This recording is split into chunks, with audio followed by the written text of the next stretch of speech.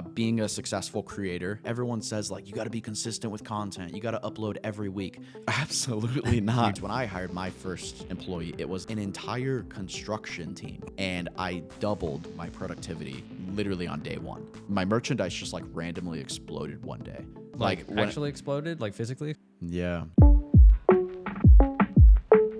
Welcome back to the Blueprint Podcast, where today our mission is for you, our fellow friend, to give you some valuable advice about your creator journey. We are refilming this intro a second time because, as you know, creators make mistakes, and Cedric didn't hit the record button. Classic. Yeah. First time, episode, what is this? Episode 6? Episode 7? But today, we're going to talk about mistakes, and our main mission for this podcast is to help you, a fellow creator, on your journey to avoid those mistakes down the road, like not hitting the record button. Classic mistake. Right? You know, I mean, sometimes there's mistakes you can't avoid. It just happens, and you got to learn from them. But if we can help you, avoid some of those obstacles, I think that's the point. That's the purpose of today's show. And I know this is also a new podcast. We don't have very many episodes out, so I know there's a lot of new listeners. So I would love for us to just quickly, one sec before we get into the juicy stuff we're going to talk about today. Who are you and who am I? well, I'm Cedric, aka Sedlom, on Instagram, TikTok, YouTube, all the social medias besides MySpace. I have 300,000+ total followers across all of my platforms. I've been doing YouTube and content creation in general for almost 2 years now. Coming up on your birthday will be the 2-year anniversary. December 5th. Thank you for that. You're welcome. The fact that you started your channel just for me makes me so happy. But yeah, that's about it. So my name's Nathan. I run a YouTube channel called Unspeakable. I've been doing YouTube for 11 years across all the channels. We have like 4 different channels right now. I want to say we have around 35-ish million subscribers. So I've learned a lot for sure. But definitely check us out so you guys can see our content, because I think it's important to not just listen to our advice from this podcast, but also see the content we're posting and see how, like what you can learn from that. Because I've actually learned a lot of stuff from Cedric, but he's also learned a lot of stuff from me just from watching my videos and just consuming them and understanding them, how I told a story or whatnot. But What have you learned from me? What have I learned from you? I've learned how to make good short form content. Nice. Dude, I can just watch like 5 videos and like I can just understand it right away. I'm like, oh, okay, he gets the point very quickly. He has cool cuts that allow you to like stay engaged. Sometimes you tease things and then you drag them out, and then like, It's crazy because that's kind of the stuff that I learned working here. So it's like, yeah, we're just kind of teaching each other. you just kind of repurposed it and just did it on That's a different cool. platform in a different way. But That's awesome.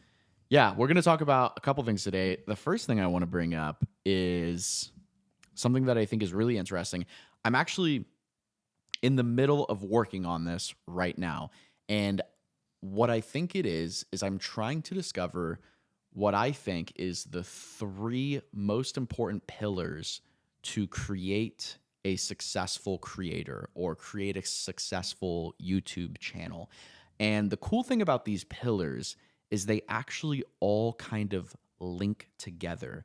And you have to be really good at all 3 of them, because if you're just good at two of them, then I don't think you'll be successful. But what I wanted to do is I wanted to share these pillars with you guys. I'm very, very confident that these are very strong pillars, and I wanted to share them with you for the first time. You've never heard these either. I'm sure you can probably guess some of them, but I just want to discuss, because I am in the middle. For the past 2 weeks, I've been brainstorming everything about these pillars, and I've just been dumping everything I know about the last 11 years and 5,000 videos of making content into these pillars and all of the lessons. I've just been like offloading my brain into documents. I think I have like 40 pages of notes right now. I kid you not. It's insane. But I'm trying to like organize them all and categorize everything. And when I look through these, 40 pages of notes, I see a very clear pattern in these 3 pillars. Every single thing and all of these notes align with these 3 pillars, and they all connect, which I think is very fascinating. It's like a triangle. Here, I'll show you. I made a little it's like one of these. Oh, Venn diagram. Yeah. Okay. Is that what they call them? Yeah. Okay. It's the first one to hit record. So here are the 3 pillars. All right. So you have the different pillar, the consistent pillar, and the audience pillar. And all of those pillars together lead to the middle, which is attention, which ultimately is a creator's goal, is to get attention, right? And attention it was really loud. I'm sorry. Attention is something that's very powerful, simply because you can do anything with attention. It can help you accomplish any type of goal that you may want to achieve. If you want to grow a successful YouTube channel, you need attention. If you want to sell a t-shirt, you need attention. If you want to have a successful charity donation organization, you need attention. If you want to sell a book, you need attention, right? Like everything in our life is revolved around attention to have a successful business or whatever your mission or your goal is. But that's what I designed these 3 pillars around. So let me break them down. I'll do it very simply because I don't want to get too deep into it because I could talk about this for 10 hours. I kid you not. But so the first pillar is different, right? So why? Why be different? Because people really only notice the things that are different. When you're similar and you fit in with the crowd, you don't really stand out, right? So, and a lot of creators, when they're starting, they focus on just making videos better than their competitors, when in reality, they should focus on being completely different, and that's how they stand out and grow. And again, all of these things I've experienced myself. So it's not like I'm just speaking on these things. This is actually how I made my YouTube channel go viral, is to be different. The next one is consistent. So if you think about it, being a successful creator, you have to be consistent. Everyone says like, you got to be consistent with content. You got to upload every week. Well, yes, you do have to do that, but you also have to learn from all of your videos, because if you're not learning from your videos, then what's like, you're not going to improve, right? So I was reading this book from John Maxwell, and he talks about how a lot of people say experience is the best learner, right? But if experience really was the best learner, wouldn't every single old person be successful? Yeah, true. But they're not, right? So it's not just experience that you have to learn from. You have to learn from experience, and you have to apply the information that you learned, right? So that's what being consistent means. The third pillar is audience, right? Because ultimately your audience is your asset, not like the content you make, right? So I got that one from Alex Hermosi. Shout out to my boy. So because if you think about it, like our audience on YouTube, my audience that watches all the Unspeakable videos, is the most important thing. Even though I am directly pouring money, like hundreds of thousands of dollars, into the videos themselves, that's not actually what's showing the return. It's the audience that is showing the monetary return, because they're watching the videos, they're engaging with the ads, they're buying the merchandise, right? So it would make sense to focus on the audience, not the actual content. And then when you focus on the audience, you can figure out how to be different and stand out, right? So I won't go much further than that, but I'm curious what you think about these pillars. I think the one that sticks out to me the most is consistency. Obviously, like what you said is very true. You could post as much as you want, but you truly do need to improve post after post. And I think a lot of people need to understand that, especially for short form videos. You can pump out short form videos 4 times a day, and you just need to continuously improve them. I think a lot of people also get too caught up in short form views, TikTok in particular, because those videos don't have a long shelf life. And so if your video gets like 4,000 views and you're not satisfied, but you post another video that's exactly like it and it's still failing, and you're constantly getting upset about it, well, ask yourself why. It's because, there's definitely a reason in there that video is not succeeding. Yeah. And the other two, I mean, I feel like this is it should be common sense for creators, but I think whenever it's laid out in front of you, that's when you start to realize, okay, this is what I'm doing wrong. This is how I need to improve. Yeah. Yeah. So one thing that I think will be helpful. So again, here are the 3 pillars. You have different, consistent, and audience, right? And I'm still researching a lot about this, and I'm trying to pull all the references from my journey of success and see how I applied them to this, because I actually have a lot of research on how I stood out from everyone else and how it helped me go viral. And I'm trying to just compile all these things together so it's like one big study. And I think it would be really cool to share once it's done. But one thing that I think is interesting is, let me share, because I think a lot of creators might have two of these things, but they might not have the third thing. So they might be, let's say you are, and I'm looking at my notes here. So let's say you're different and consistent, right? That's great. But you're failing to focus on what the audience truly wants, and that will lead to failure. So you could be different, you could be consistent, but if you're not focusing on the audience, it's going to lead to failure. Now, let's say you're different and you focus on the audience, but you're not consistent. Well, that means you're not going to be disciplined to build that success, because ultimately being a successful creator or running a successful business or whatever it is going to take years of time. That's just the reality. Like, my first video to hit 1 million views, I uploaded, I believe it was 570 videos before my first video got 1 million views.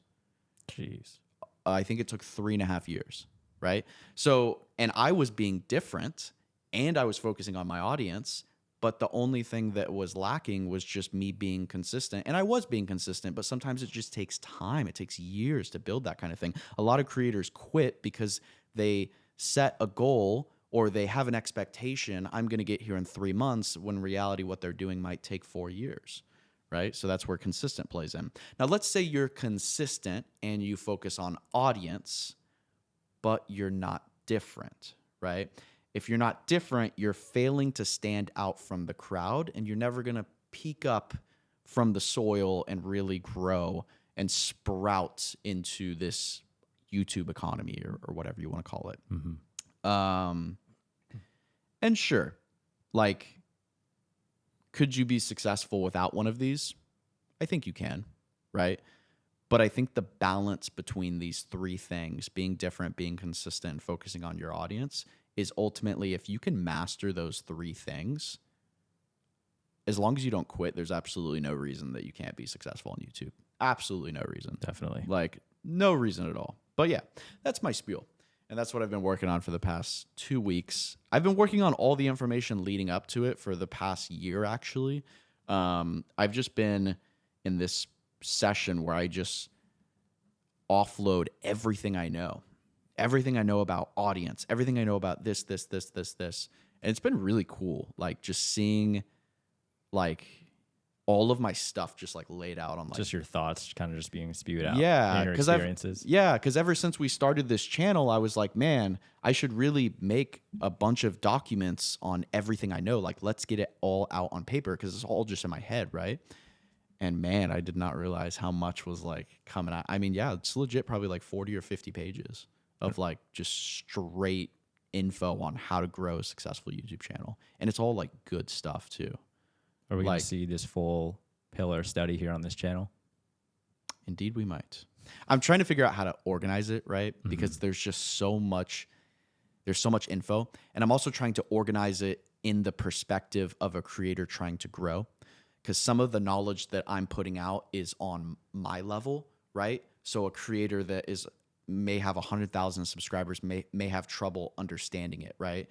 And sometimes they might get it, but there's just different levels to the game of being a creator, and there's certain steps you have to take to grow. And if I just spew out a ton of information that I'm focused on right now, a creator that has 1,000 subscribers might be very confused, right? It's almost like if I was to go talk to a billionaire, right? And the billionaire was telling me all of his amazing business plans. I would be like, I don't even know what to do with that. Like, I don't have 10,000 employees like you. Like, how am I even supposed to, you know what I mean? Yeah. But instead, if the billionaire was to offload that knowledge, put it in this huge document, and then tone it down a little bit to where someone my size could understand it, that would be valuable. And then what are the steps to like grow from there, if that makes sense? I think that's kind of what's special about this weekly podcast too. It's kind of like, that's pretty much what we're doing here. It's little bits of information kind of dialed down for creators like my size to understand. I think that's pretty nice. Definitely. I want to know the 3 pillars you mentioned. Which do you think is the most valuable to be backed up by like a team?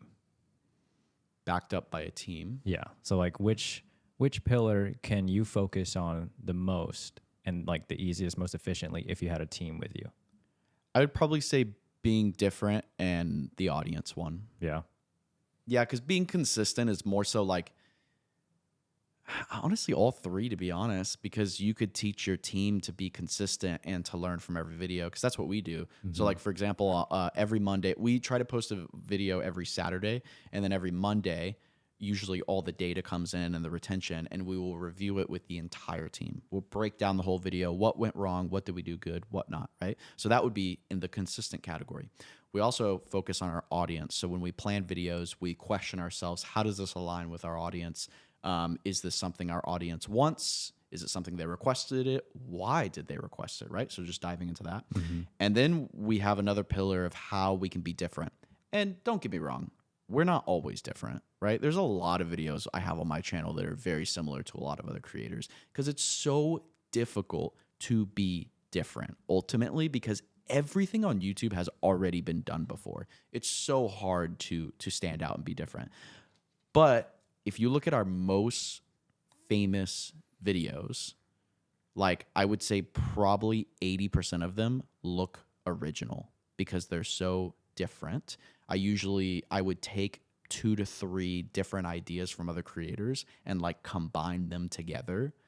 And that's where I'd get some of my ideas. And those videos would just go viral because it looked original. It looked brand new. It looked refreshing. When in reality, it wasn't. I just took a bunch of things from other creators and smashed them together. And it just, you know.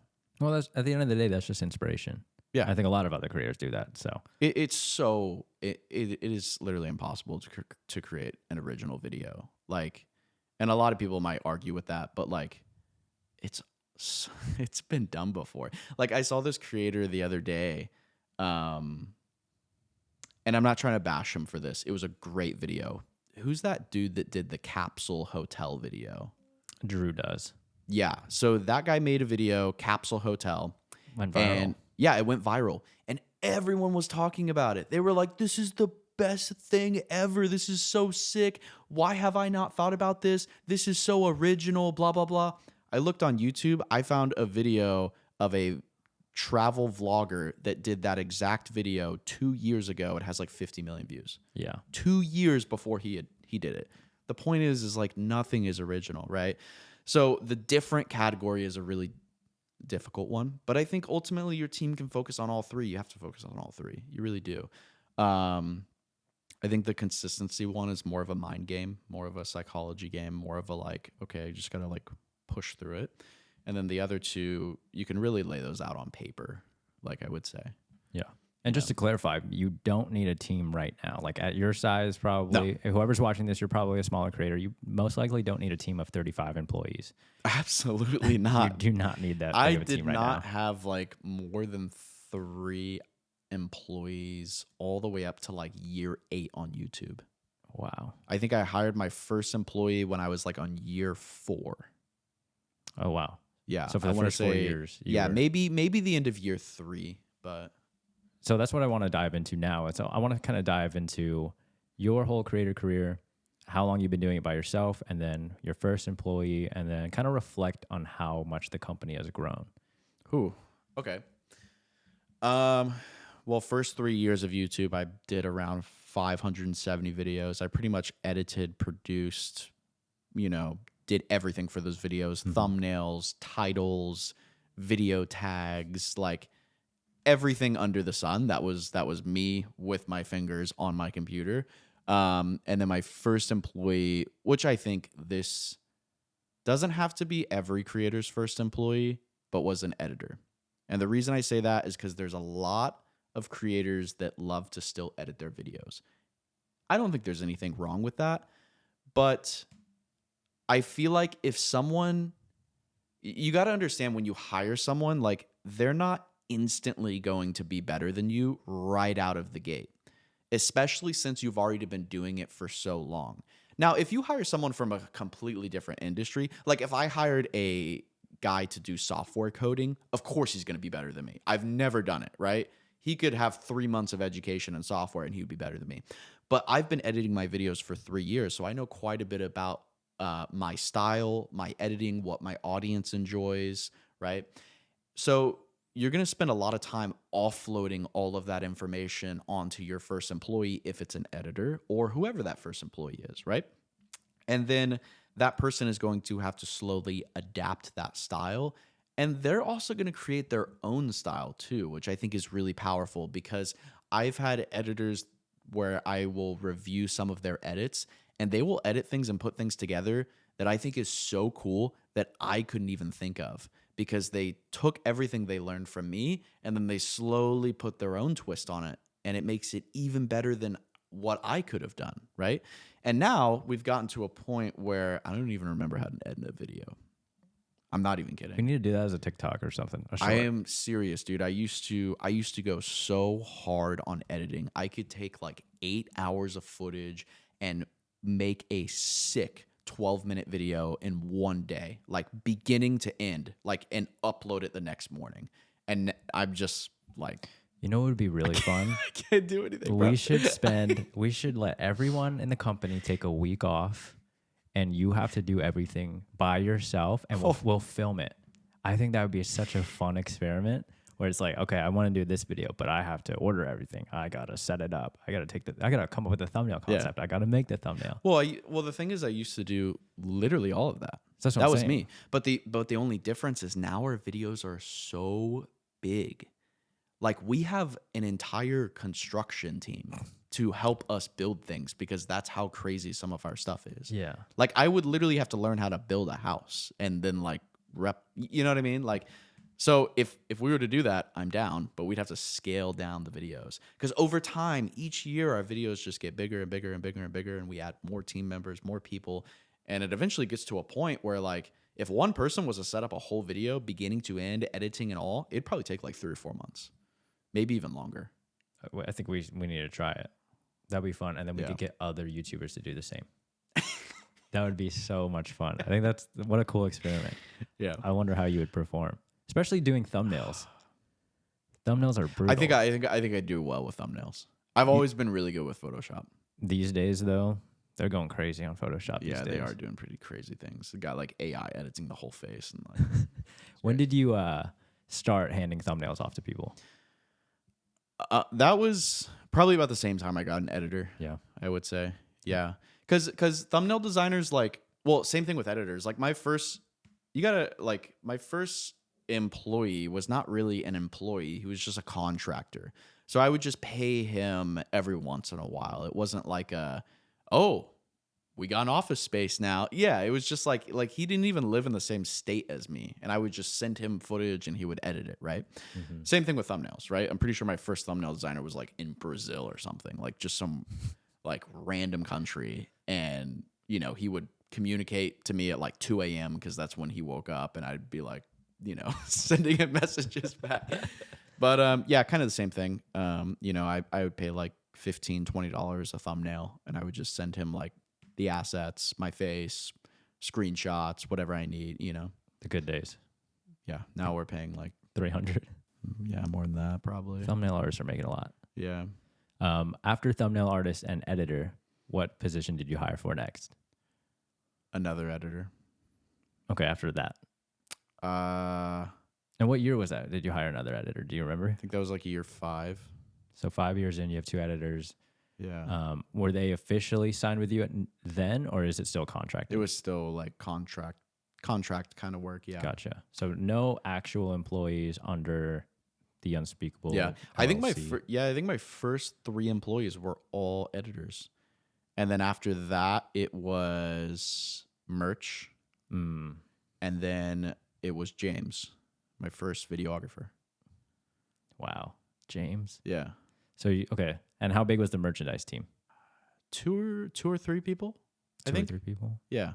Where are you operating out of when you're doing merchandise? We actually started in my garage. I feel like a lot of YouTubers do this. Or a lot of creators in general, or like business. No, I'm serious. Yeah, I started in my garage. I was about 4 years into YouTube. I was getting a lot of views, and I was like, man, I should really sell something. And like every creator does, I did merchandise.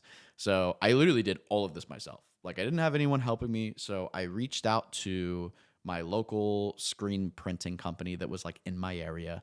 I had a meeting with them. I actually had like multiple meetings with them. I'll have to bring it by one time, but I have a frame of my first merchandise order. It was like $5,800. I ordered like 500 shirts or 600 shirts, and I have like the invoice that it came in. And then after that, I went to Home Depot, bought a bunch of shelves, bought a bunch of stuff to organize everything. I was shopping. I think I went to Best Buy because I had to get one of those like printing things where it would print, and then a label maker. Oh. That's what it is. I had to get a label maker. I had to buy an extra computer to hook it up so I could have a little fulfillment station. I literally built it out in my garage. I had my parents, I was still living with my parents at the time. I had my parents move one of their cars out of the garage just so I could, and they were nice enough to let it happen. So I could take half of the garage and turn it into a little fulfillment center. And then I would make YouTube videos. And I think I just graduated school. Literally just graduated like a couple months ago. So I had the full day to myself, which was great, right? So I would make YouTube videos during the day. I would edit them, plan them, do all that stuff during the day. 8 or 9 o'clock at night, I would fulfill merchandise orders till about midnight. And then USPS would come to my house and pick them up because you could do if you had more. I don't remember what the number was back then, but I think if you had more than like 20 packages, they would stop by your house and just pick them up instead of you like going to the post office every time. Because before I had to go to the post office every time. So I would go get lunch. I would have all the merch orders in my passenger seat, drop them off at the post office, then go get lunch, then come back, edit more videos. And yeah. My gosh, dude, you're grinding. Dude, I was like, it was so much fun though, dude. It was such a journey. I have a picture. I'll have to try and find it, but I have a picture of my merchandise just like randomly exploded one day. Like actually exploded, like physically exploded, or like no, like oh, sales wise, exploded, right? And I have a picture of me sitting. We'll have to put it on the screen. If I'll send it to you guys when you're editing this. But so when I first launched merchandise, wasn't a lot of sales, like nothing. The website was terrible. Like it was just bad, right? Like I'm pretty sure half of the people couldn't even load the website because there was no Shopify. Yeah, but like it was just bad. And but anyways, I finally started to figure everything out, and the merchandise sales exploded. I think I got like 100 orders in one day, which was crazy. Now keep in mind, I also had like 1 million subscribers at this time, so it wasn't like I had, I had a lot of people that knew who I was that wanted merchandise. But I got 100 orders in one day, and I remember I took a picture sitting in the back of the USPS truck, and I filled the whole back of it with packages. Every single package in there was mine. And the lady was like, I remember the USPS lady, she was like, man, what are you doing? You got a whole business operating out of your house or whatever. She was like, and I was just like, oh yeah, we just got a big order. Like, yeah, it was funny. But you said you spent $5,800 on designs and getting them printed. That was my first like t-shirt order. Yeah. $5,800. Do you remember the profit margins? Oh man. Or how long it took for you to make profit? Oh, I mean, we made profit on every order. Oh, okay. I think it was probably like I want to say like 20% maybe. Not bad. 20. It's pretty good. Yeah, for merch. Merch is never high profit. That's why I don't really like it. It's just like, but merch is also, you're doing so much work for such little money. Like I could just make like 5 more YouTube videos and make all, But I think merch is important for your audience. It is. Which is who you should be caring about the whole time, like you said. Yes. Because they have like, it's almost like they have a piece of the channel or the piece of the channel's history, and they get to wear it and they get to show it off. And then that's kind of builds word of mouth. Yeah. No, they love it. It's like going to your favorite, artist. Yeah. At going to a concert and getting some of their merchandise on your way out. I remember when I was a kid, I loved Monster Jam, right? It was like my favorite thing. And I would always beg to get one of the Monster Jam, like Grave Digger shirts, So it's the same thing, right? Like merchandise is definitely important. Will you make more money than your YouTube channel? Probably not, unless you start a legit clothing brand like, like Danny Duncan or like 100 Thieves. Like these guys are not just selling merch, like they're selling like legit clothing brands. that are able to grow bigger than their YouTube audience. You know, like I've seen people that wear Danny Duncan shirts, and I'll ask them, I'll be like, "Oh, you like Danny Duncan?" They're like, "Who's that?"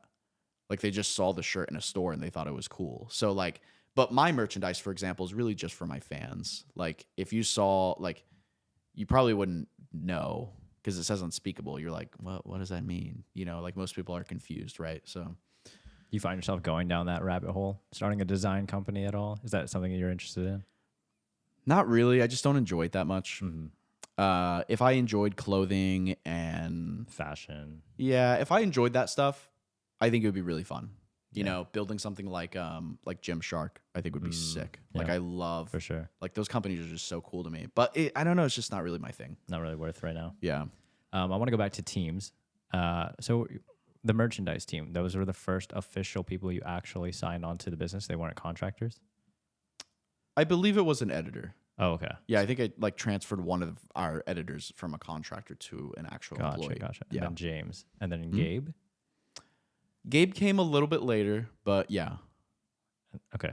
So we got James, Gabe, and then who's next and what year is it? Oh man, I'm trying to remember.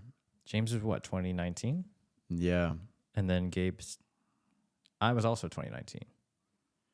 I was March 2019 for merch. Yeah. That's what I remember. I think we hired operations next, kind of like a manager position, because we needed someone to help just manage things. Yeah. And then after that, we started hiring kind of like production assistants to help us clean things. But our production assistants were also kind of like us and like whoever the role was. So like, remember when we hired Jordan, like he would also help clean up. So he was like part videographer, but part like PA, like helped clean things, helped set things up. So honestly, like everyone was just like hands on deck because Yeah. it's like, oh, if you're gonna work here, like you got to understand we only have 5 employees and like everyone's doing everything. Everyone's, you know, brainstorming. Everyone's doing this. Everyone's doing that, and that's actually still kind of how we operate the company today. Of course, people have like certain roles that they need to stay aligned with because organization, I think, is important. But at the end of the day, our mission as a company is to make the best video that we can with the resources that we have. So we like to tie everyone into the creative process. If anyone wants to get involved in editing, we can tie them into that, you know. I think brainstorming is probably the most important to have like anybody do. Yeah. I saw some other creators, they do this. I think it's every week they get the whole company together. I think Trahan does this, and then I think someone else does this. And they split off into groups, but they pair them up with the most random people that are in the company. So like you have accounting going with an editor, and they all just brainstorm ideas. And then they all just come back together and they pitch their ideas, and they just choose like which one's good, which one's like not good. But I think that's something we should try out. I think that would be a really fun experiment. Yeah. But yeah, having like a bunch of different people, different backgrounds coming up with ideas, I think that's probably the most important. Back to teams, I want to know what year was like the big spike? Because I remember we were operating out of the old vlog house. There's no furniture in there. It's probably a couple fold-out chairs, fold-out tables, and there's me, James, Gabe, sometimes Jordan. So, and I remember this vividly. James and Gabe are sitting at their desks with PCs, and I'm just laying on the floor on a beanbag with a laptop, and we're like coming up with ideas in a Google Sheets. All in the same room. All in the same room. It's getting hot. And then like, I can't remember if it was a year or two later, all of a sudden we have this big office space and there's like so many more people. Yeah, it grew like super fast. Do you remember when that was and how that came to be? I want to say it was like, I could be totally wrong with the years.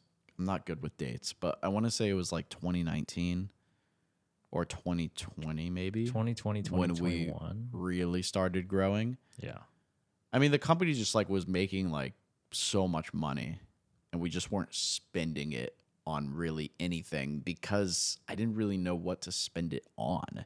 Like I wanted to spend it on videos, but I was like, how? Like, how do I spend $30,000 on a video? Like I just didn't know how. And when I did want to spend that money on a video, I always wanted to make something. And I was like, oh God, where do I begin? Like, do I need to hire someone to build this? construct it, design it, engineer it. You know what I mean? Mm-hmm. So most of the time we were just making the easier videos, which I don't think was the right approach, but ultimately, to answer your question, that's what allowed us to scale so fast because we just had so much capital and we were just taking in so much money that it's just like, yeah, we could hire 20 people right now and pay them because that's how much like we were making, which I think is actually like a really good way to grow your team. Like, I mean, I'm not a financial expert by any means because I'm still learning so much about like money and stuff. Yeah. But like I didn't start hiring a lot of people till I was making a ton of money and I could support everyone, right? I'm not going to like stretch myself so thin that it's like, "Oh, I might not be able to pay this person this month because like I owe them $3,000 and I just made 2,800." You know what I mean? Yeah, yeah, yeah. And I get it. Like it's really hard to grow some of that stuff, but ultimately as a creator, you should be able to create videos that you don't really need a lot of help, right? Mm-hmm. Because like all of my videos, I did everything. I set it up, I built it, I got creative with it, I edited it, I took the thumbnail, I did like I just did everything, the whole 9 yards. And yeah, it was easier to make videos profitable because I was also doing gaming videos, and you could say that gaming videos need no monetary investment because you just load up Minecraft and just here's episode 3 of survival guys. Like, there's no investment there, but I think there's a ton of great content. I mean, look at a creator like Emma Chamberlain, right? Just by herself, probably. Just with a by manager. herself, going to get coffee, running errands, 6 million views, right? You know how much money she just made running errands and getting coffee? She's made like 45 grand. Like, Jeez. so like, but my point is like, there's a lot of ideas out there that are very simple, so don't stress yourself out. And ultimately money doesn't even make the best video. Like it really doesn't. Like some of our most famous videos are our cheapest ones and our most expensive videos are our worst ones. Maybe we should stop spending so much. I try to. How much did you just spend on trampolines? This is for an upcoming video. Don't talk about it. Go ahead. That might be our new record for one video. And it's just for trampolines. And a rental fee, but like still. And labor. Yeah, I think it's going to be like What's over 200, maybe 250. Oh. Yeah, for one video. That also doesn't include putting the video together and doing all that. I mean, all in, I think will probably be like 300 plus. Well, hopefully this doesn't turn out like the stadium video. Video needs 50 million views. Okay. That's what I'm hoping for. I could refresh a couple million times. That's about it. But my point is like you have to build up to those levels, right? Like you can't start a company and then rent a beautiful office space but only have 2 employees. Yeah.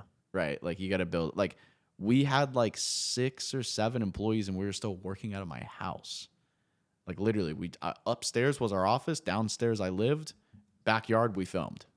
Like it was kind of brutal, but it was fun. Like that's the other thing is like those are the times you're going to remember the most. I'm interested to get your thoughts on this though. Ryan Trahan's team is him and 2 people. Mm-hmm. How do you think, or why do you think, he doesn't need, he used to have a big team, right? Why do you think he doesn't need a big team anymore and is still as successful as he is?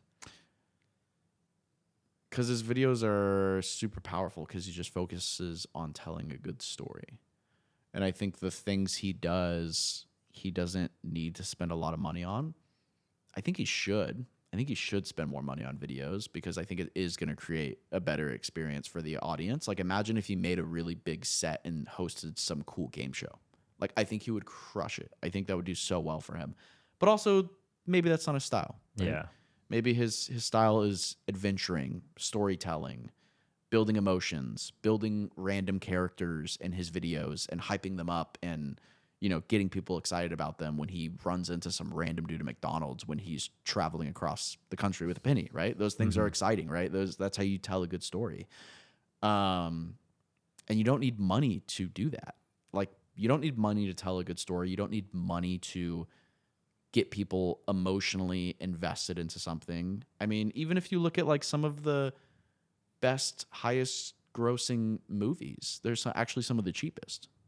You know, of course, you have big movies out there like Transformers and Avatar that cost hundreds and billions of dollars to make. But like, there's a good amount of movies in that top 20 chart that they only spent like $1 million on or 2 million, which is not a lot Only.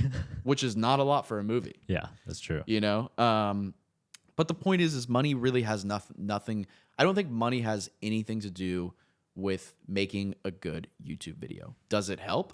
Of course, it helps. But should it prevent you from making good content? Never.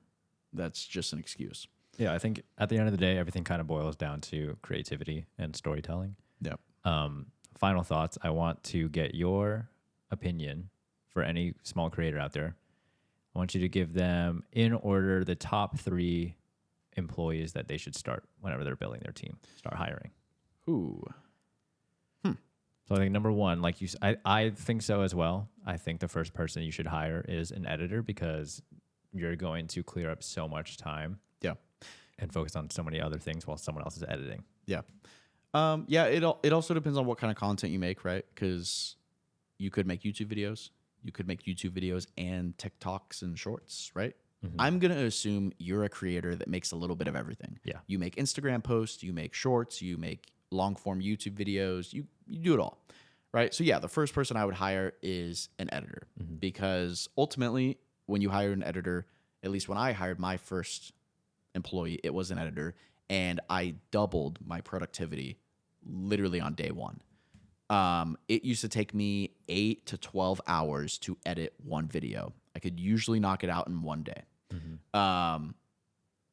When that was taken off my plate, I could film, in that amount of time that it took me to edit one video, I could film 3 other videos, right? I mean, just do the math on a 1-year time horizon. Yeah. Like, I just made 4 times the amount. There's a reason, I think in year 5 of my journey, I uploaded like 870 YouTube videos in 1 year. These are all long form videos, no shorts. These are all videos that are 10, 15, 20, 30 minutes long. Like, you know. So yeah, number 1 would be editor. Number 2 would probably be a second editor. Because let's be honest, if you're going to pump out that much content, you're probably going to need a second person. And maybe the second editor could be a little more skilled in different things. Maybe your first editor could be a very basic editor. They know how to get it done. But maybe your second editor, maybe they have a little bit more skill. Maybe they could tell a story better. Maybe they're really good at effects. Maybe they're really good at cliffhanging the audience and teasing them, right? So, you know, and maybe you, all those could be in one editor ultimately. But I mean, when you double your editing power, you can double the amount that you can put out. You can double the quality of the edits, the quality of the story you're telling. So I would probably do 2 editors.